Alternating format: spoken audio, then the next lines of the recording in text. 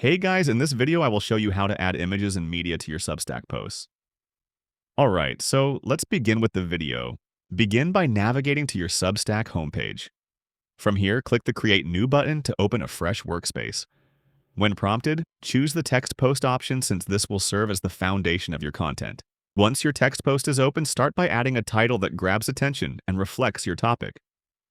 Below the title, you can add a subtitle to give readers a clearer idea of what the post is about.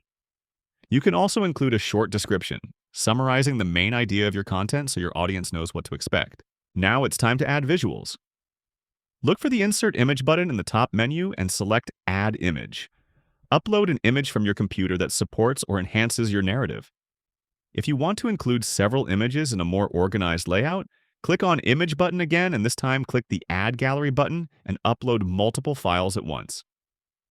Be sure to add captions for context and alt text for accessibility, making your content more inclusive.